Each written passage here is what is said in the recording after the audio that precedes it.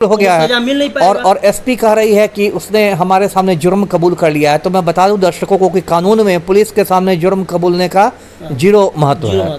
वो एसपी का कहना है कि गला दबाकर हत्या की गई थी, है ना। मैंने भी अपने जॉब में बहुत सारी इस तरह की लाशों को देखा है जिसमें गला दबाकर हत्या होती है, इसको स्ट्रैंगुलेशन कहते हैं। एक तो उसमें होता है कि गले पर निशान पड़ जाता है, जैसे फंदा से भी कोई लटकता है तो फंदा का निशान हो जाता है, गले पर निशान। दूसरी बात होती है कि उसमें जीभ निकल जाती है और आंखें बड़ी बड़ी हो जाती है। देखिए, मुझे इस पुलिस की जो थ्योरी है उसमें मुझे कुछ छेद लग रहे हैं। मैं बहुत ज़्यादा संतुष्ट नहीं हूँ पुलिस के अनुसंधान से। एक तो ये बात है कि जो श्रेया का पोस्टमार्टम हुआ था उसमें बताया गया था कि इसके दोनों फेफड़ों में पानी भरा हुआ है। तो दोनों फेफड़ों में पानी तभी आएगा जबकि वो श्रेया पानी में डूबने के बाद जब वो सांस ले रही होगी, क्योंकि सांस लेने के क्रम में ही पानी जाएगा। यदि किसी लाश को आप फेंक देते हैं पानी में तो उसके फेफड़े में पानी नहीं मिलेगा, क्योंकि वो मरने के बाद कोई सांस नहीं लेता है। एक मोटी बात है।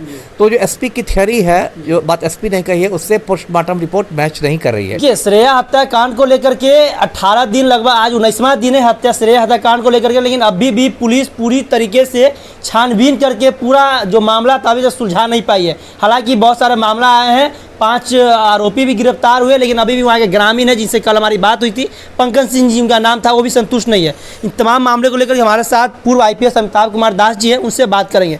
सर, 18 से आज 19वां दिन हो गया, अभी तक पूरा मामला श्रेया हत्याकांड को सुलझा नहीं है, क्या कुछ कहेंगे सर आप? देखिए, पहले दर्शकों को बताता हूँ ये मामला है क्या। ये औरंगाबाद जिला में एक प्रखंड है नबी नगर के एक गांव की रहने वाली ये लड़की थी, श्रेया नाम था। ये 11वीं की छात्रा थी, +2 की, और अभी 11 जून को ये घर से निकली थी कोचिंग में पढ़ाई करने के लिए, और उसके बाद लौटी नहीं घर। और 13 जून को इसकी लाश बरामद हुई एक इंद्रपुरी डैम है उसके पास वाली नहर से। तो इस पर काफ़ी हंगामा पूरे बिहार में हुआ। मतलब पुलिस ने कहा कि ऐसा लगता है कि इसने आत्महत्या कर ली है, लेकिन इसके परिजनों ने कहा कि नहीं, इसकी हत्या हुई है, तेज़ाब से जलाया गया वगैरह वगैरह। और जो बिहार में होता है हर चीज़ को एक जातीय चश्मा से देखने की कोशिश, तो ये राजपूत थी, तो जितने राजपूत नेता थे पहुंच गए रोटी सेकने के लिए। आनंद मोहन भी इंसाफ की मांग करने लगा। तो ये सब हुआ। उसके बाद देखिए, अभी 2-3 दिन पहले जो औरंगाबाद की एसपी हैं, उसने प्रेस कॉन्फ्रेंस करके दावा किया कि हमने इस केस को सुलझा लिया है। और एसपी ने कहा कि इसको एक सहेली बुला के ले गई थी, एक गेस्ट हाउस ले गई थी श्रेया को। गेस्ट हाउस में जो इसका बॉयफ्रेंड था रोहित, वो था मौजूद, और रोहित ने अपने 2 साथियों के साथ मिलकर इसके साथ रेप किया।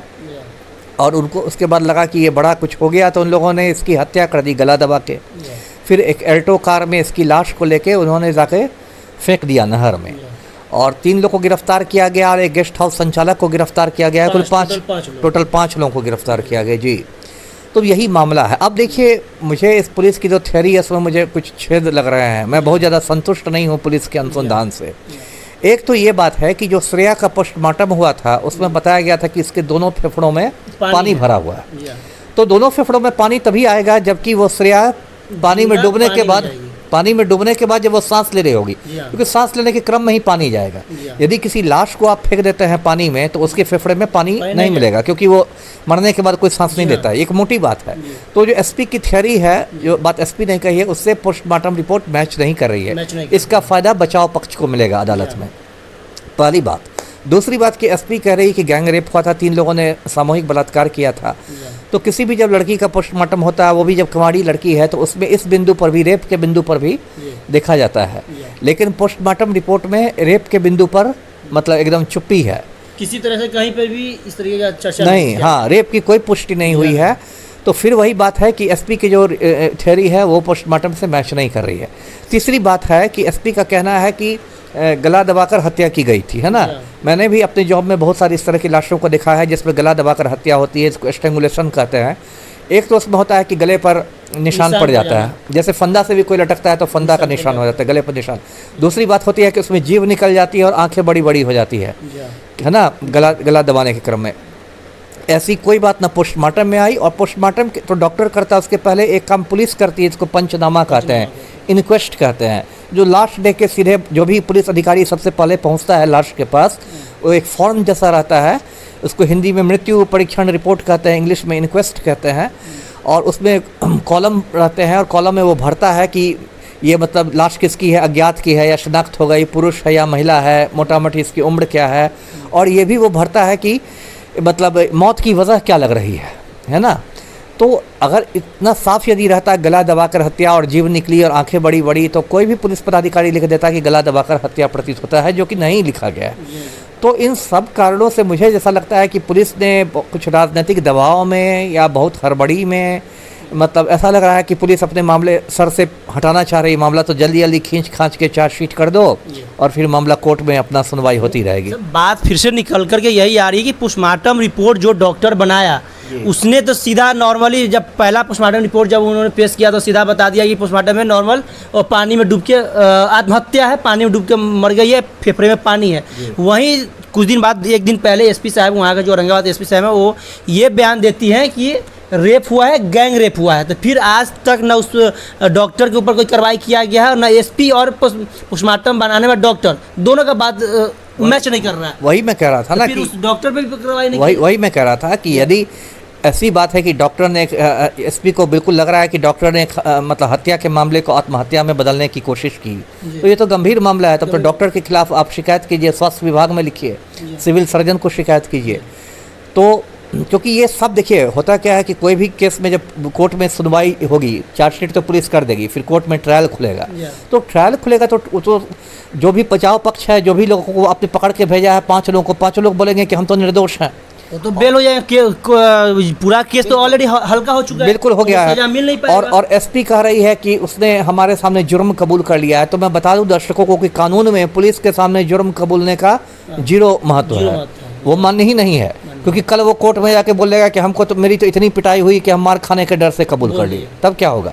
इसलिए उसमें पहले पोस्टमार्टम रिपोर्ट ज़्यादा इंपॉर्टेंट रखता है, ये सब ज़्यादा ये साक्ष्य है। तो मेरा अपना जो है, मेरी जो समझ है, मुझे लगता है कि इस कांड में लगता है कि एसपी पर भी दबाव होगा सीनियर अफसरों का, उसके डीआईजी, आईजी, पुलिस मुख्यालय, कि भाई इसको जल्दी जल्दी करो, इसको मामला को ठंडा करो, जल्दी किसी को पकड़ के भेजो, किसी को चार्जशीट करो, कहो कि पुलिस ने अपना काम कर दिया है।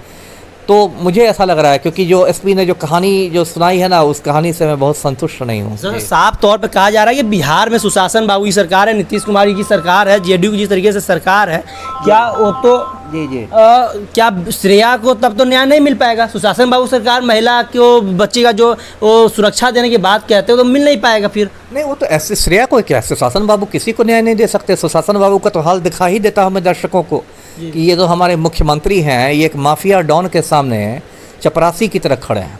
जो हमारे मुख्यमंत्री हैं पलटू राम, वो अनंत सिंह के गिरोह में शामिल हो चुके हैं और अनंत सिंह को बेउर जेल में सारी सुविधाएं मिली हुई हैं। वो बेउर जेल में मोबाइल से अपने गिरोह का संचालन करता है और किसी की औकात नहीं है, ना जेल आईजी की औकात है, ना गृह सचिव की, ना मुख्य सचिव की, कि वो अनंत सिंह को दिल्ली के तिहाड़ जेल भिजवा सके। तो पलटू राम ने तो पहले ही माफिया के सामने आत्मसमर्पण कर दिया। तो श्रेया कांड क्या, कोई भी कांड होगा तो उसमें किसी को न्याय नहीं मिलना है। हमारे साथ पूर्व आईपीएस अमिताभ कुमार दास जी थे और उनका साफ तौर पे कहना है कि श्रेया को किसी तरीके से न्याय नहीं मिल पा रहा है। हालांकि केस को पोस्टमार्टम रिपोर्ट से ही कोर्ट में उसका रिजल्ट आएगा। सर, कोर्ट में जो भी डिसीजन होगी पोस्टमार्टम रिपोर्ट से ही आएगा। हालांकि पोस्टमार्टम रिपोर्ट में कुछ और बताया जा रहा है और पुलिस प्रशासन के द्वारा कुछ और बयान दिया जा रहा है, जिससे हुआ कि केस काफ़ी हल्का हो चुका है और श्रेया के जो दोषी है कुछ ही दिन में वो बाहर आ जाएंगे, ऐसा आपका सर अनुभव कह रहा है? जी, जमानत उनकी याचिका होगी और उसके लिए केस डायरी मांगा जाएगा और जो बचाव पक्ष का वकील है वो मेनली पोस्टमार्टम रिपोर्ट को आधार बना के वो जमानत की गुहार करेगा और मुझे लगता है कुछ महीने में जमानत मिल जाएगी। जी।